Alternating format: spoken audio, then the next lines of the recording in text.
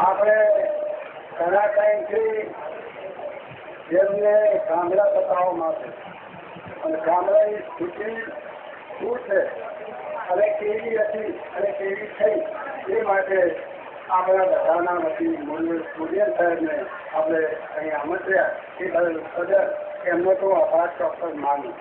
ત્યારે ઉપર બેઠેલા બધા મુરલીઓ ફેડરેશનના પ્રમુખો કાપડ ડેરીના ડિરેક્ટરો આમંત્રિત મહેમાનો અમારા ગામના દૂધ બનેલા બધા સભ્યો મહેમાનો ભાઈઓ અને બહેનો આજે તમને સ્વાગત કરતો મને ખૂબ આનંદ અનુભવ્યો છે.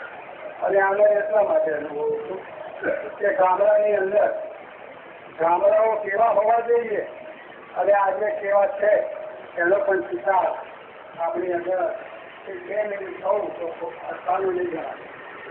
આઝાદી મળ્યા પછી આપણા ભારતના લોકોએ ખૂબ આશા મોટી રાખીએ છીએ કે ગામડાઓ ખૂબ સફળ બની જશે અને આપણા આગેવાનો પણ આજે પણ કહે છે કે ગામડાઓ સફળ બને તો દેશ સફળ રહે. પણ એ સપનો આપણું થોડું પાછળ રહ્યું છે. એ સપનો સિદ્ધ કરવા માટે મુરલી કુરિયન સાહેબે આ દેશની અંદર શ્વેત ક્રાંતિની શરૂઆત કરી અને શ્વેત ક્રાંતિની શરૂઆતમાં આજે તમે ઇતિહાસ જોઈ રહ્યા છો. સાબરકાંઠામાં તો 1200 મંડળીઓ પણ ગુજરાતની અંદર કેટલી કે તે એમના માનપત્રની અંદર બધો ઉલ્લેખ કરેલો છે તો એમ ડુપ્લિકેટ તકો નથી. પણ મારે તમે એટલી વિનંતી કરવાની કે ગામડાઓને જો આવાસ બનાવવા હોય અને ગામડાઓને સફળ બનાવવા હોય તો નિષ્ઠાવાન કાર્ય કરવું જોઈએ. કોઈ પણ ગામડું સમથી કામ ચાલતું હોવું જોઈએ. ગામડાની અંદર કોઈ ભેદભાવ હોવો નહીં જોઈએ. તે તમને મારા સાબરકાંઠાના મિત્રોને અહીંયા બોલાવ્યા છે મંદિર દેવાલન પર. મારા ગામની અંદર થોડે તમે સમજો કોઈ પણ માણસે પૂછજો અમારા ગામનું હરિજન હોય સાકરો હોય એટલે પૂછજો કે ગામનો વહીવટ કેવો 100% વહીવટ આજે એ વહીવટ આજે વર્ષોથી ચાલે છે. કોઈ પણ પંચાયત સરકારી મંદિર બીજી અમારી 11 મોટી સંસ્થાઓ છે તો સુદેશોનું સન્માન કરવામાં આવશે કે તમને ખ્યાલ આવી જશે. પણ કોઈ એક મત વિરુદ્ધતા મળશે ચાલતું નથી. તેથી પણ આગળ વધીને કહું કે આજના જમાનામાં 2-25 માણસોનો દાખલ થઈ ગયો હોય છે. અથવા પણ પોલીસમાં લોકો કેસ ના હોય એક ગામમાં બધી જાય ગામના માણસો એનું સમાધાન કરે અને એ પોતે એનું પ્રાક્ટિસ કરે કે મેં ભૂલ કરી હતી મારા કઈને લાખો મારે છે.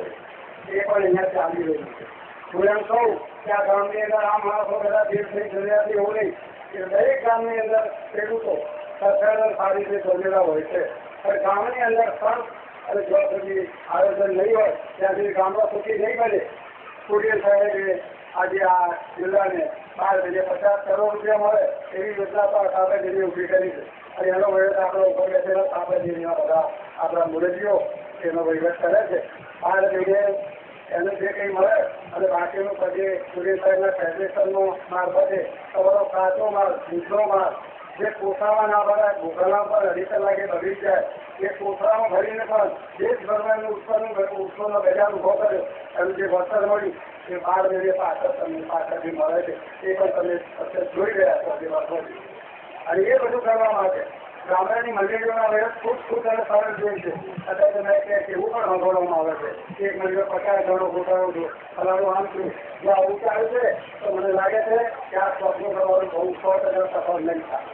આજે સફળ થયું છે. આપણે કરવાનું એ છે કે સફળતા લાવવા માટે શાંતિથી ખેતી ક્ષેત્રે પશુ ક્ષેત્રે અને આર્થિક ક્ષેત્રે સફળ બનવું હોય ગામની સંસ્થાઓ પહેલી મજબૂત અને સારી બનવી જોઈએ.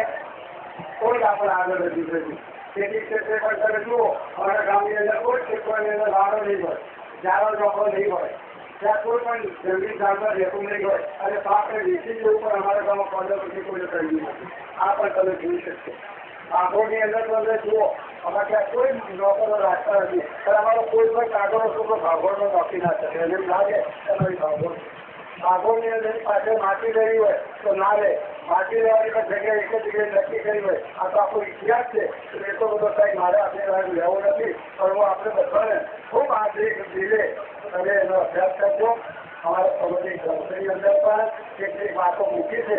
એ વાતો એટલા માટે મૂકી છે કે અમે કંઈક કરી એ વાતો નહીં પણ એ વાતો પ્રમાણે ભરતીએ તો આવું એક ઢોકળિયું ગામ પણ તૈયાર કરી શકીએ એ માટે બધી ઘર પર મૂક્યો છે અને એની અંદર આજે જે કામો કરવાના છે એમાં આપણે કંઈ બોલવાનું ભૂલ નથી. મારે પણ હવે આ થોડી વાત કરવાની બેસી જવું છું અને આપણે તો મૂલ્ય પૂર્ય થયાની પાસેથી ચોરણી લેવી છે.